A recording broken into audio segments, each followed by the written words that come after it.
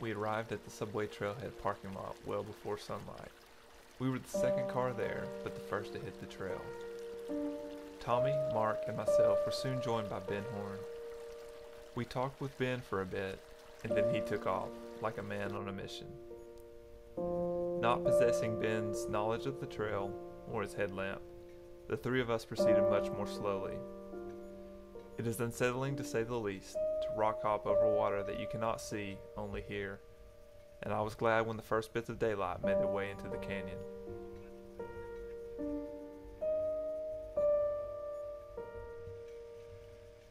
The hike up the left fork of North Creek is an all-day event. It includes sections of steep terrain, well-worn paths, scrambling over rocks, and finally hiking in North Creek itself.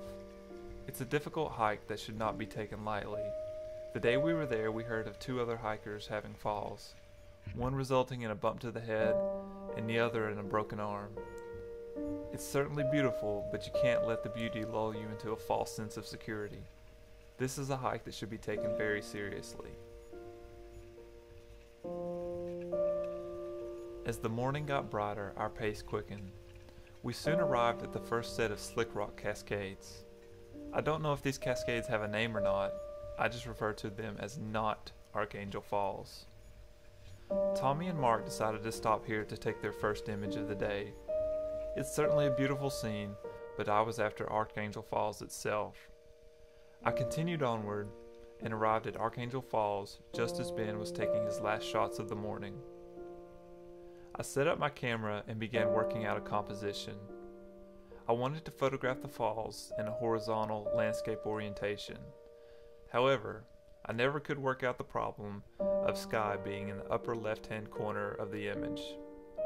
Once I abandoned a horizontal image, I set up a vertical composition, making sure not to clip any of the pine tree in the background or the whitewater in the foreground.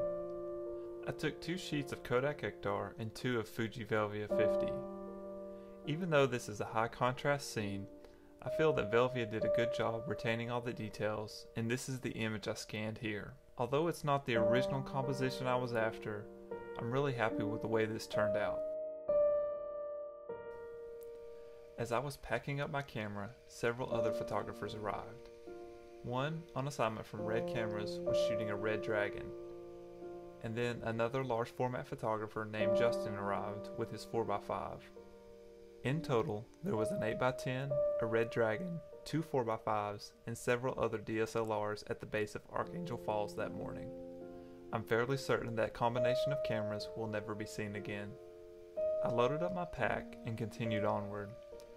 The stretch of trail between Archangel Falls and Subway is the most memorable hiking I've ever done in my entire life.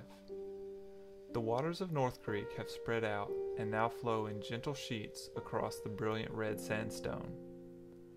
I had this stretch of trail completely to myself, and the morning was eerily calm. As I got closer to Subway, the walls closed in even further and took on a curved shape. Soon I could finally see it, the tube-like structure of Subway proper. I could feel my excitement building as I hiked up to the top platform. I was the first one to arrive, and I was able to take my time setting up a composition. From having been here the previous year, I knew that I wanted a horizontal composition with the water of the main pool leading in from the lower right-hand corner. I placed that line there, and the rest of the image pretty much composed itself. This is one of those scenes that I feel is well suited to the 4x5 ratio of large format. As the afternoon sun rose higher in the sky, I watched the glow in the back of my composition intensify. I waited for the right moment and then took 4 sheets of Kodak Hector 100 of varying shutter speeds. If you've ever shot Hector, you can probably guess which sheet turned out the best. It was the longest exposure at just over 5.5 minutes.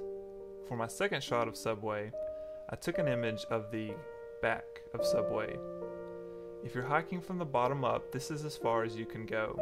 Again, from previous year's scouting, I knew that this image would lend itself well to a black and white shot. I love the undulating walls and the reflection in the water. Once again, I used a leading line in the lower right hand corner of the image. Similar to the subway shot, I feel this scene really lent itself well to the 4x5 ratio of my camera. I waited for a group of top-down hikers to rappel down, and then I took my shots. I slowly packed up my gear that afternoon, sad to leave Subway, and I tried my best to soak it all in.